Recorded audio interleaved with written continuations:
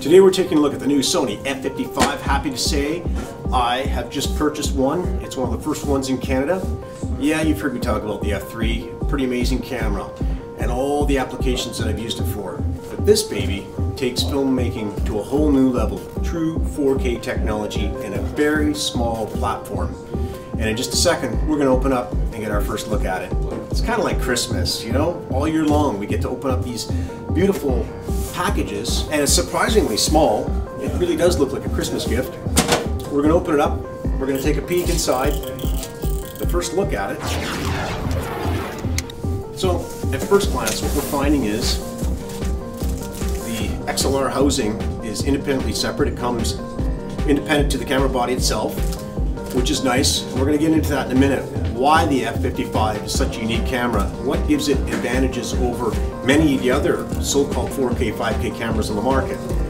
This is one of them.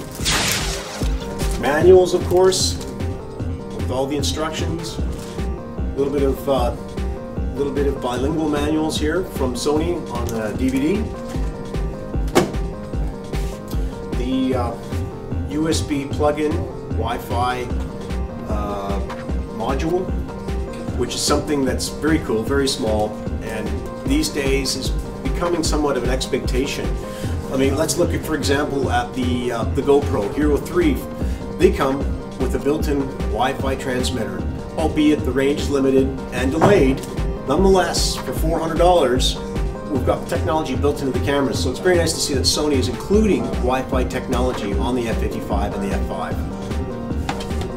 So this is the moment we've been waiting for. Here is the F55, and we're going to pull it out of the bag here.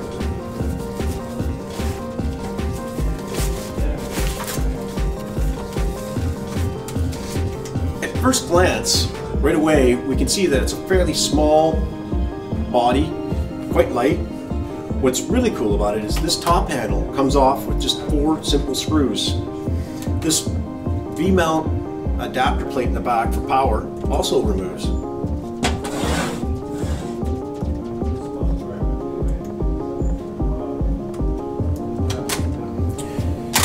And it pops off, making the camera even smaller, as well as the time code in and out. This whole module removes as well. Screw on the top, screw on the bottom. The camera becomes essentially a very small, light, 4K powerful tool. And for those of you who are running them on jib arms or cranes or steady cams or other remote applications, that's a beautiful thing.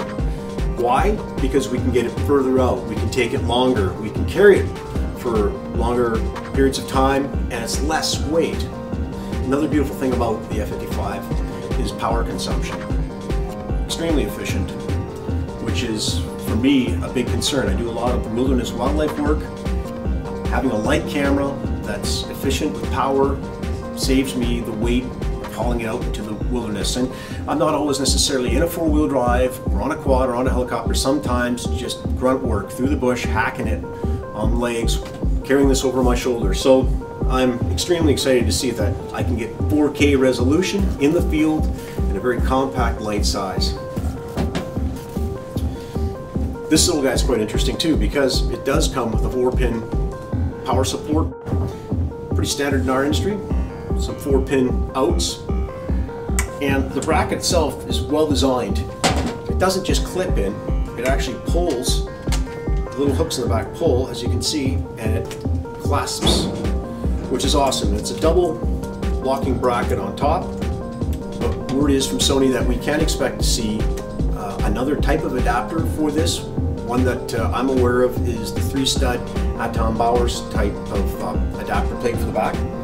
And again, the adapter plate comes with 4-pin XLR, but so does the camera body. So we don't even need to have this adapter on the camera in order to power the camera up. So whether you're using a block, a battery belt, or even an external power supply, you certainly can strip the camera down and still have power. Having power on the side of the camera, something that we've come to expect, which is great. Also, what's really neat is somewhere in this packaging is a little stud, giving us the focal plane, which is very important for you folks out there that are going to use measuring tape, first day PCs. Kind of a critical piece of tool to have. One of the features that I like about it so much is the menu. And we're going to power it up in a few minutes here and take a very close look at it. But you've got direct controls to the more common features that you want. You're not scrolling through a menu to get to them, which is extremely convenient when you're on the fly. And you can lock it out so that no one can touch it by accident and change anything. There's a lock feature. Supremo.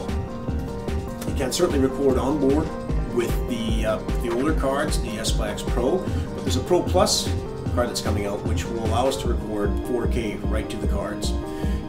That is, I think, for me, one of the most attractive features about the F55. It's very dynamic and it gives you multiple platforms for recording. So whether you want to record S/X, AVC, MPEG-2, there's a variety of options, and you can output in 12-bit or even 16-bit to an external device. Sony has, of course, their solid-state recorder. There's Convergence Design system that I've got, the Gemini 444, which is in the process of being upgraded so that it will record with this unit as well. 240 frames per second, very impressive. You can record, I believe it's 120 frames, 2K internally on the S/X. And another amazing feature about this camera is the global shutter. So no more jello cam, no more starting at the top and scanning to the bottom. It scans the whole image in one frame, much like we were expecting to see back in the film days. And I guess for me that's part of the evolution with this camera that makes it so unique. We are seeing features on it that are very much similar to the film days. Even the OLED viewfinder that is an optional purchase with this camera, the one that I've purchased, it has a nice, juicy, thick piece of steak. No, I'm kidding. It has a nice, juicy diopter control on it. So unlike a little slider or a plastic dial that we have seen on many of the cameras in the past, this is a true diopter control. Again, what I'm expecting to find, what I'm experienced with on my 16 and 35mm days. Same thing applies here. So kudos to Sony for developing a camera and taking notes from the industry, from professional cinematographers and directors that are working with their tools and incorporating a lot of those typical cinematic features that we want to see, those controls and options that we want to see in a camera, and they've done it in a very small footprint. Another beautiful thing about this camera is 4 SDIs out. Unreal. So you've got 2 main channels, 2 sub channels, lots of options, most certainly. There's even an assignable button over here on the far side, so if your camera assistants on this side of the camera that need to get access to certain features, they can assign it to this side of the camera. So they don't have to interfere with the operator on this side of the camera, which is awesome. Again, very excited, very, very excited to see this camera come to fruition, to have this many features, this many options, this many combinations available to you, to me, to the industry.